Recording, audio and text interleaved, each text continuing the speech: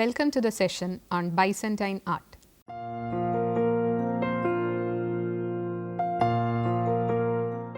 In this section, we will mainly discuss the Byzantine art. But in fact, there is no chronological, geographical or artistic line to clearly distinguish Byzantine art from the early Christian period. However, in the course of the discussion, we will make attempt to identify what makes Byzantine art Byzantine. We will begin with mosaic, a new pictorial medium lavishly used in both early Christian and Byzantine arts. Mosaics. In 330 BC, Constantine the Great shifted his imperial capital from Rome to the affluent Greek commercial city called Byzantium. Since then, it came to be known as Constantinople. The rapid growth of architectural construction devoted to the new religion was first concentrated in Constantinople or Byzantium. It later spread at the length and breadth of the empire. The emergence of imposing architectures as opposed to the pagan temples all of a sudden gave rise to an important problem that history had not witnessed so far. The problem was how to decorate the vast blank walls inside the huge basilicas, reflecting the magnitude of the power and the splendor of the imperial religious authority. This was answered by a new form of pictorial art, replacing to a great extent the older and cheaper medium of mural painting. The new medium was mosaic. To be more correct, mosaic was not entirely new. Images in mosaics were made of small pieces of colored materials set in plaster or mortar.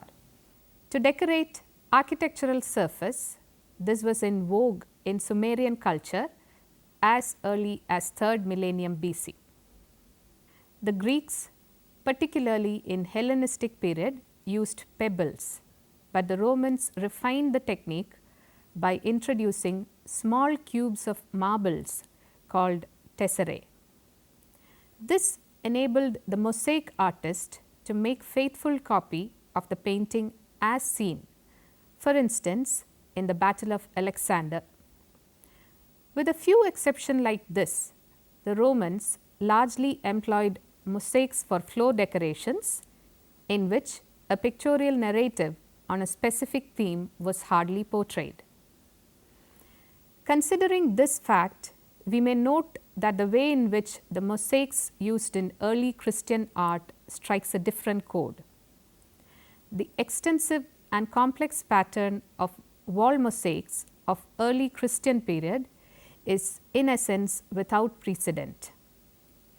The color range of Roman mosaics was rich in gradation, but had a conspicuous lack of brilliance, as its production completely depended on color marbles available in nature. In a striking contrast, in early Christian mosaics, the tesserae were made of colored glass, which offered colors of a far greater range and intensity than marble tesserae.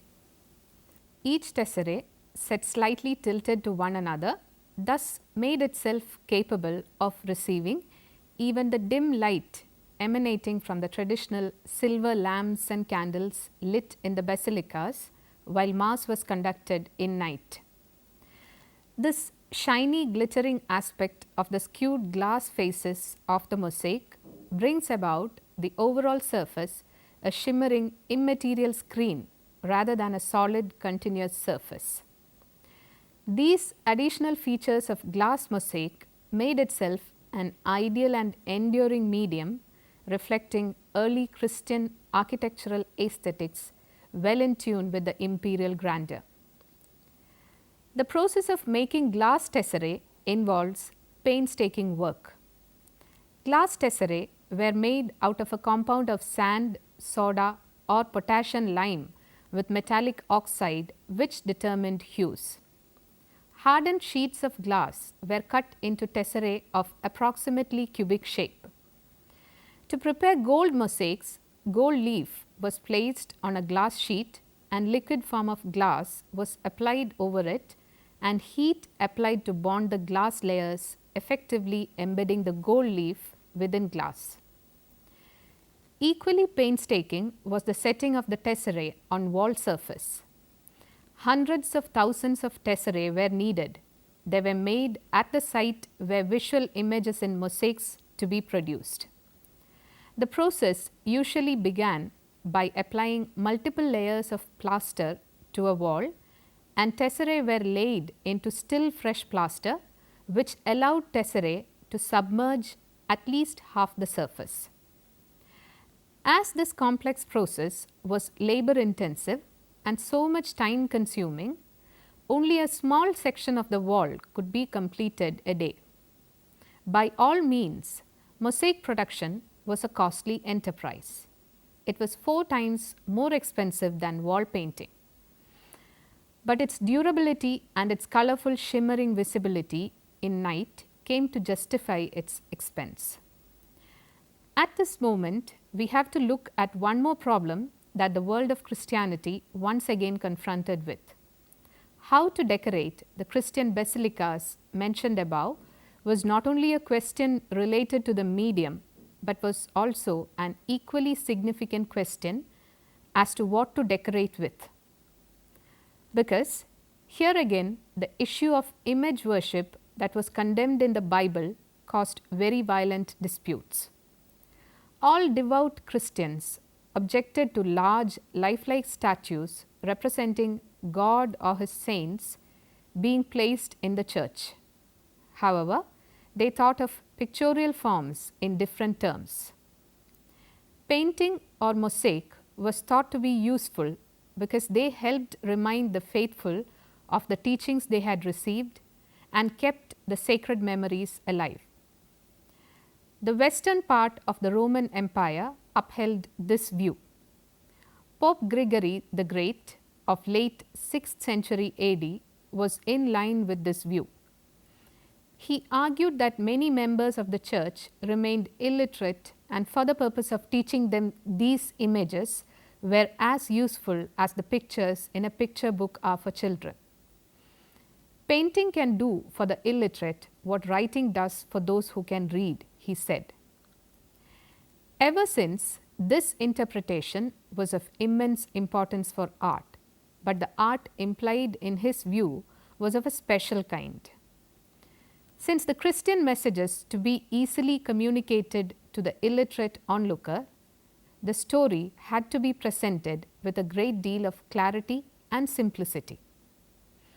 This aspect of being simple, clear, and straightforward set the tone and tenor of the Byzantine mosaics hailing from the 6th century onwards. The mosaic decoration, the Good Shepherd, appears in the mausoleum of Galla Placidia of Ravenna of this period, for instance, would provide us a general idea about the way in which the new medium was put to use. Often appears in standing posture, the Good Shepherd of the catacomb paintings recurs here, but in a seated posture against a landscape. As we have already seen in the Junius Bassus sarcophagus, here too the Good Shepherd is a young man with many attributes borrowed from imperial art. His halo comes from representations of the emperor as Sun King, and his gold robes and purple scarf are traditional signifiers of royal stature. These attributes are appropriate to a commission by the imperial family, but equally significant is the way formal features further the message, and perhaps here there is a paradox. While Christ, with realistically modeled face and flowing hair and garments, sits comfortably in a lush landscape with sky blue background, the prevalence of gold denies naturalism to the scene. The paradox is that Christ is at once human, imperial, and of this world, and yet also beyond it, existing within a glimmering ethereal realm of which he is a natural part. It seems to suggest that while Greco-Roman art stressed the three-dimensional aspects of reality, early Christian mosaics transformed the ancient illusionistic realism in favor of the new religious teachings. This stylistic transformation of Greco-Roman art and its illusionistic realism manifests itself in a better terms in another instance of a mosaic depiction of miracle of loaves and fishes. Done in about 520 AD in the Basilica of S. Apollinaire Nuovo in Ravenna, it depicts the story from the Bible in which Christ fed 5,000 people on 5 loaves and 2 fishes. But the expected large crowd in divergent postures and expressions as part of the theme is strikingly absent in the scene. A long-haired, beardless Christ, as he lived in the imagination of this period, appears in the center with 2 arms stretching out in blessing posture. 2 apostles on either side offer him the loaves and fishes with which the miracle is about to be performed. The apostles concealed their hands with the robe as a gesture of reverence, as subjects offering tributes to their rulers used to do at that time. It lends it the look of a solemn ceremony. The way the whole composition was conceived altogether in a different mode, in fact, talks about strikingly different expressive content of the story. It was not only a representation of a miracle that had happened some years in the past, but it presents itself in such a way that a celestial world just unfolded itself before the faithful. So much so that Christ appears against an ethereal world of golden background as opposed to natural surroundings and looks steadfastly at the devout spectators. Because it is whom he is going to feed. This explains the sheer absence of the crowd within the narrative frame. The depiction of the figures in this innovation may look rather stiff and rigid, but we have to approach them from a different angle. An insightful explanation in this direction was given by E. H. Gombrich. In his words, there is nothing of the mastery of movement and expression, which was the pride of the Greek art and which persisted until Roman times. The way in which the figures are planted in strict frontal view may almost remind us of certain children's drawings, and the artist must have been well acquainted with Greek art. He knows exactly how to drape a cloak around a body so that the main joints should remain visible through the folds. He knows how to mix tones of different shades in his mosaics to convey the colors of flesh or of the rocks. He marked the shadows on the ground and had no difficulty in representing foreshortening. If the picture looks rather primitive to us, it must be because the artist wanted to be simple. The Egyptian ideas about the importance of clarity in the representation of all objects had returned with great force because the stress the church laid on clarity. But the forms the artist used in this new attempt were not the simple form of primitive art, but the developed forms of Greek painting. Thus, Christian art of this period became a curious mixture of primitive and sophisticated method. The power of observation of nature, which we saw awakening in Greek about 500 BC, was put to sleep again about AD 500. Byzantine art. These stylistic features foreshadow what was later to become the characteristics of Byzantine art. Sumptuous ornamentation that earlier enriched the beauty of interiors of basilicas was now more or less eliminated from the decorative matrix. Instead, tall, slim, and full-faced figures enacting against the sheen of an ethereal brilliance of gold glass background of the mosaic began to reign supreme in the new order. Every figure, every object was made in simple, clear and obvious manner by visualizing them within sharp and unblurred outline. By and large, mosaic became the reflection of a transcendental splendor. This reformulation of Byzantine style can be seen beautifully manifested itself in a mosaic pageantry in the church of San Vitale, built between 526 and 547 AD in the Italian city of Ravenna, which was the provincial capital and the main stronghold of Byzantine rule in Italy. Flanking the apse of San Vitale, there are two important mosaics. They depict the Emperor Justinian I and his retinue in the right panel, and in the opposite wall, the Empress Theodora and her attendants. In the first glance, the figures strike the spectators by their slender, elongated bodies with tiny feet and small heads. It is intriguing to look at closely the thematic content of both depictions. Both scenes visualize a moment from a ceremonial procession of early Byzantine liturgy called First Entrance. Justinian and Theodora are shown with their retinue bringing offering to the sanctuary of San Vitale devoted to Christ. The way in which the procession appears has close resemblance with that of the saints and martyrs depicted as proffering their golden crown to Christ and Virgin Mary in the church of San Apollinaire in Classe at the port of Ravenna. However, in reality, the emperor and the empress had never visited San Vitale, but their emphatic images come to confirm their presence and authority. Justinian's panel shows Maximianus, the bishop of Ravenna, leading the procession of the first entrance.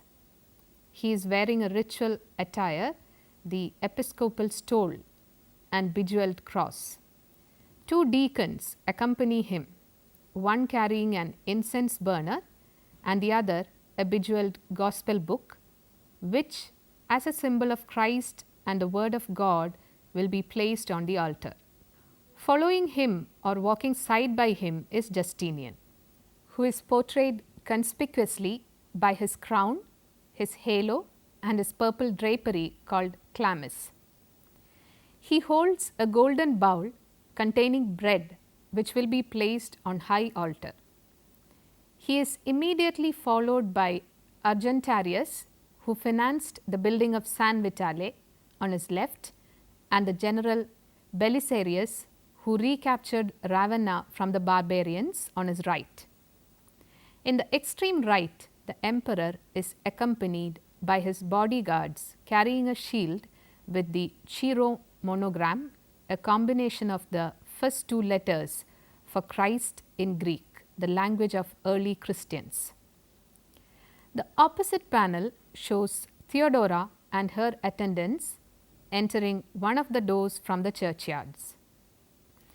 Corresponding to Justinian's appearance, she is also shown in purple chlamys with crown and halo, suggesting the embodiment of both political and spiritual power. The chalice she carries and the figures of Magi embroidered at the hem of her chlamys further seem to suggest that the act of offering that she is presently engaged in is as much divine and solemn as what Magi did to infant Christ. It is quite evident that an inordinate stillness and silence pervades the two panels. Devoid of any natural movement and expression, all figures seems to advance in a prescribed order, following the way they move in the royal ceremony. It may be so because the ritual language of gestures, unlike those of everyday life, could exalt the emperor and the empress to a supramundane world. Going in tune with this idealizing process, Byzantine art transformed the sensual aspects of human body into flattened ones, emptied of weight and substance. It could now float in the air without any real contact with nature.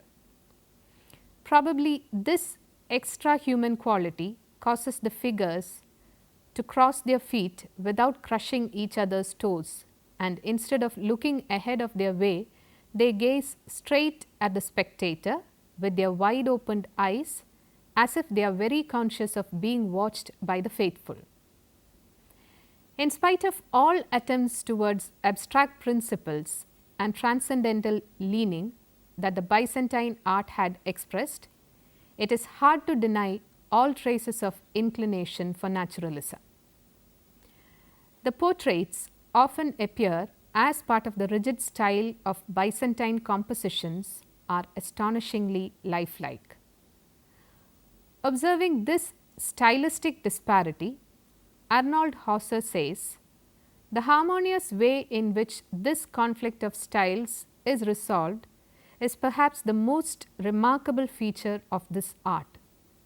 The portraits of the emperor and his wife and of Bishop Maximian make just as convincing an impression and are as lively and appealing as some of the best portraits of the later Roman emperors."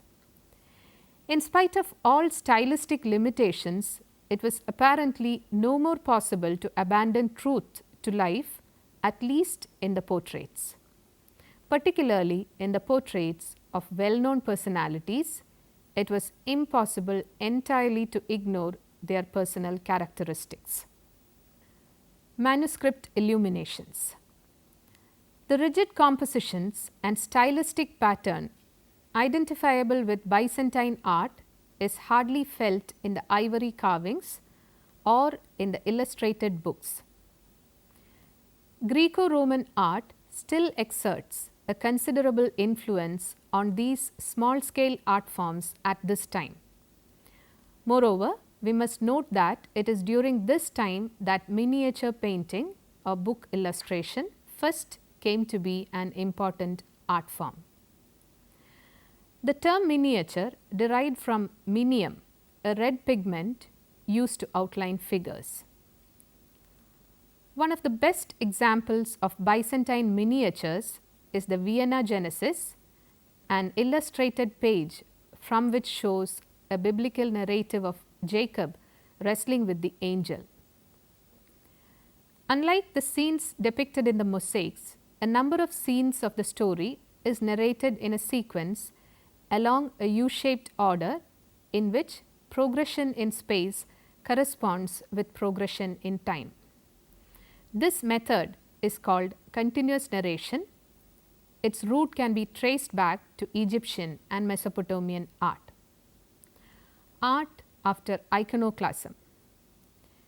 An edict issued by the Emperor Leo III in 730 ordered the destruction of Christian religious images.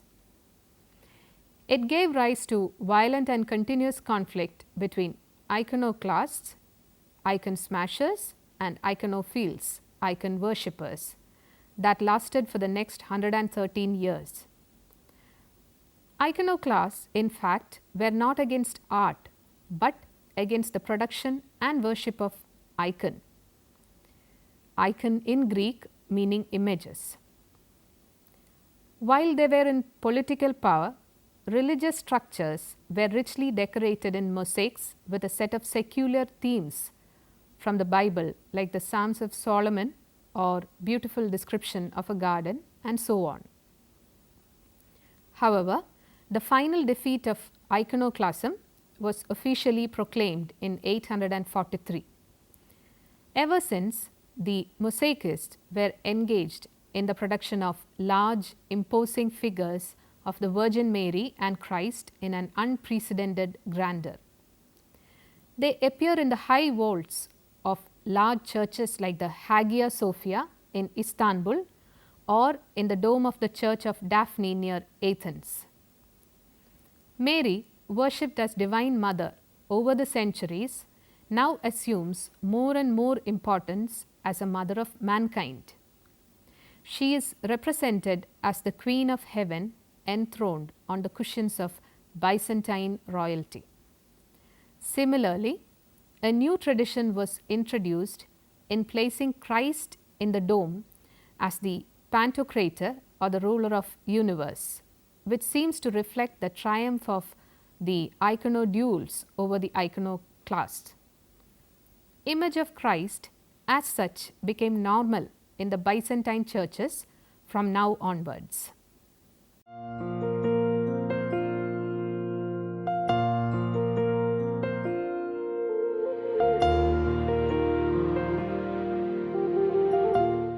Here are some questions for you. Give a detailed account of the distinct nature of the Byzantine mosaics as opposed to its Roman and Sumerian antecedents. Second, make an analytical study of mosaics representing Justinian and Theodora in the church of San Vitale in Ravenna. Third, talk about the conspicuous change that took place in Byzantine art after iconoclasm was defeated.